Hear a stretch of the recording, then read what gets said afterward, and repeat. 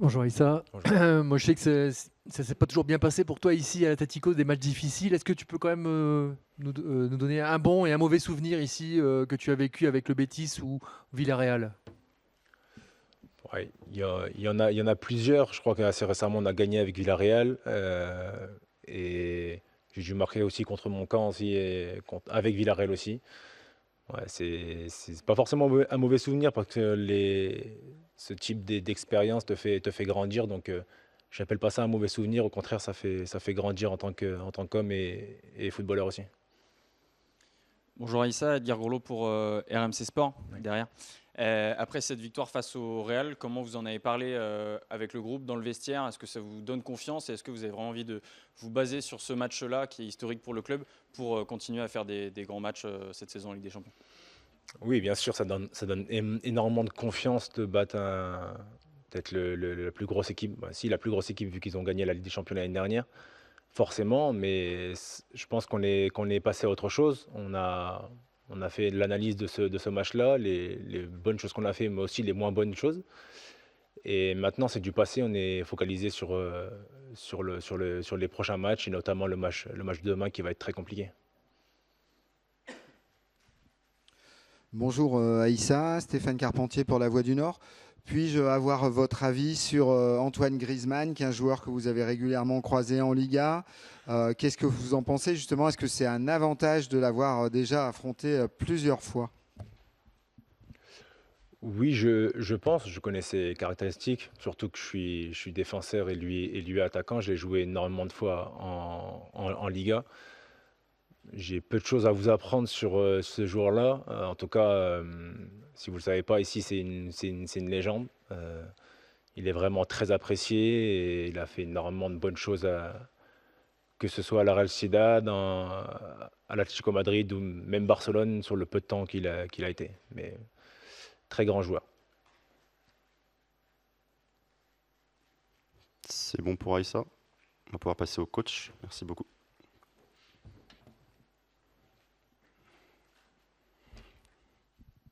Bonjour coach, Léo Marron, France 3 Nord-Pas-de-Calais. Après le match face au Real dont tout le monde parle, est-ce que vous pensez que vous êtes plus craint, plus connu, plus redouté ici en Espagne et comment on aborde un match comme celui-là? Non, je pense pas. Comme l'a dit Aïssa, c'est l'histoire d'un match. On joue demain contre une équipe qui a énormément d'expérience de cette compétition aussi. Ce sera certainement un contexte différent. Donc, je pense qu'on a, non pas oublié, mais on a mis de côté ce match du Real et on l'a préparé l'Atlético Madrid et non pas pensé au Real en préparant l'Atlético Madrid. Bonsoir Bruno, Olivier Fosseux pour La Voix du Nord. Ayoub Boadi s'est pas entraîné ce matin. Est-ce que vous pouvez nous expliquer pourquoi? Est-ce qu'il était du voyage et est-ce qu'il est dispo demain? Non, il ne sera pas dispo demain. Il a ressenti une petite douleur au mollet et donc il n'est pas dispo pour le match de demain. Oui, bonjour Bruno, François Bonsoir. Verdenel, l'équipe. Le Real et l'Atlético, c'est vraiment deux équipes totalement différentes pour toi ou est-ce que tu vois des points communs? Ce sont deux grandes équipes avec une grande expérience de la Champions League, avec deux coachs, deux très grands coachs. Donc il y a des similitudes par rapport à ça. Dans le jeu, ce sont deux équipes assez différentes, mais quand même, il y a quelques similitudes, notamment dans le jeu de transition. Bonjour coach, ici au Bonjour. centre, ici. Ouais. Arnaud Tarini pour l'agence France Presse. Pour revenir sur Antoine Griezmann, comme l'a dit Aïssa, ici c'est une légende. Cette équipe, l'Atlético, a deux visages à domicile et à l'extérieur, mais elle est surtout très bonne quand Antoine est très bon et pas très bonne quand Antoine est un peu moins bien. Qu'est-ce que vous avez préparé de spécial pour essayer de contrer Antoine? Et est-ce que la clé, ça va être justement de minimiser un petit peu son influence? Et si vous arrivez à faire ça, est-ce que vous aurez déjà une partie du match un peu facilitée? Ce sera une des clés, mais il y a beaucoup de très très bons joueurs dans cette équipe aussi. Donc si on se focalise uniquement sur Antoine, il y en a d'autres qui seront capables de faire la différence. Notre plan est plutôt un plan collectif qu'un plan axé uniquement sur un joueur. Après, Antoine est une légende parce que d'abord c'est un très grand joueur, mais aussi de par ce qu'il dégage en tant que personnalité. Et je pense qu'ici, on aime aussi les joueurs qui sont dévoués pour l'équipe, qui jouent pour l'équipe avant tout. Et c'est le cas d'Antoine, avec bien sûr un talent individuel et exceptionnel, mais au service de l'équipe. Bonjour Bruno, Hervé Penaud de Bonjour. l'équipe. Tu as parlé de la difficulté, la capacité de l'équipe de l'Atlético à être très forte en transition justement, et que c'était un petit peu un des défauts qu'on avait pu voir du côté de Lille, c'est quand vous perdiez la balle. Est-ce que tu as un plan particulier, sachant que physiquement c'est assez solide aussi au milieu de terrain? Est-ce que tu peux modifier des petites choses, au moins dans les placements? Oui, on tient toujours compte de l'adversaire, des forces de l'adversaire lorsqu'on prépare un match. On doit aussi tenir compte de ce qu'on fait de moins bien et de ce qu'on fait de bien. Donc on sait que c'est une équipe qui exerce un très gros pressing, notamment lorsqu'ils perdent le ballon, dans les 2-3 secondes à la perte du ballon. Donc il faudra être très vigilant dans ces périodes-là pour ne pas se faire contrer et perdre des ballons dans le dernier tiers de notre terrain, entre autres. Ici, Léo Marron, donc toujours pour France 3 Nord. L'Atlético est invaincu à domicile en Ligue des Champions depuis 4 saisons.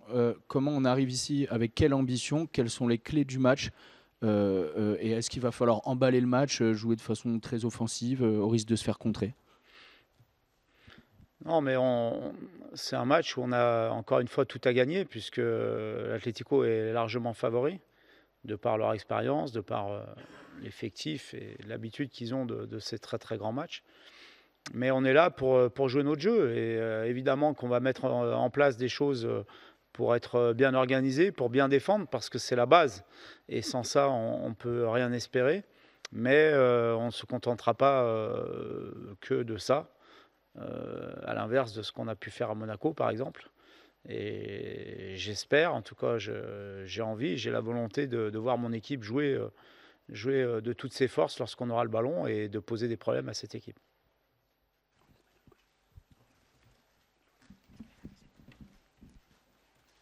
Aquí, Diego Plaza del Chiringuito. Ha hablado de las diferencias que ha encontrado entre el Atlético de Madrid y el Real Madrid en cuanto a los delanteros. Para preparar el partido, ¿qué diferencia se encuentra entre intentar parar a Endrick o Vinicius, Mbappé que entró luego con Julián, Griezmann o Sorloth?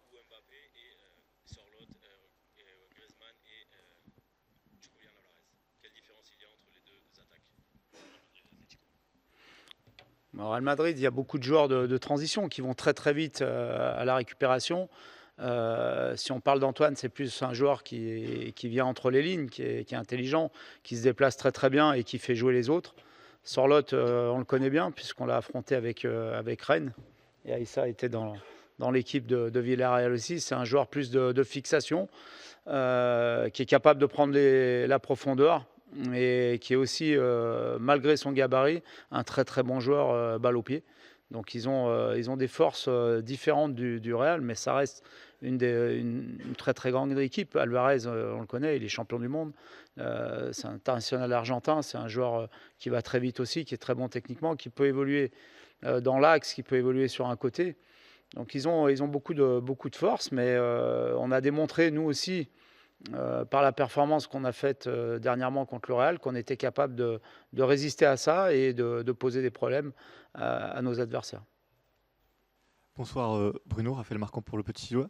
Est-ce qu'on pourrait avoir plus de précision sur Ayoub? Combien de temps est-ce que sa blessure pourrait le rendre indisponible? Est-ce qu'on peut avoir aussi un point plus complet sur le groupe où vous avez une dizaine d'absents si je ne me trompe pas?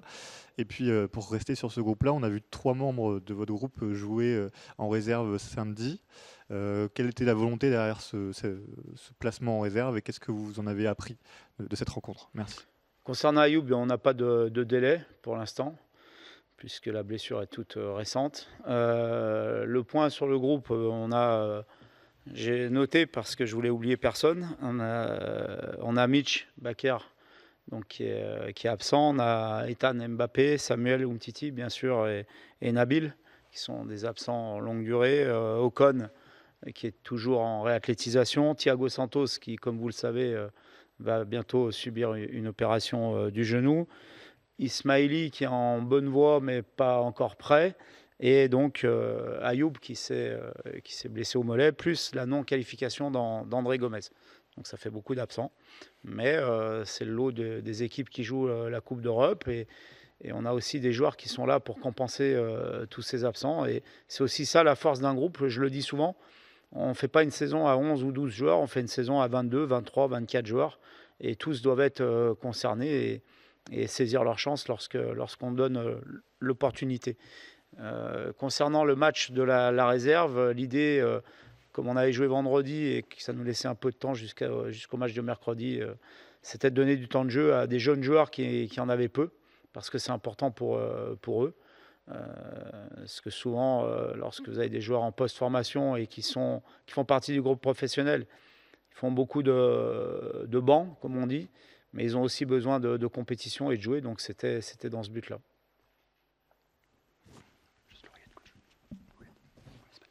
Aquí Patricia Cotón de Jugones en La Sexta.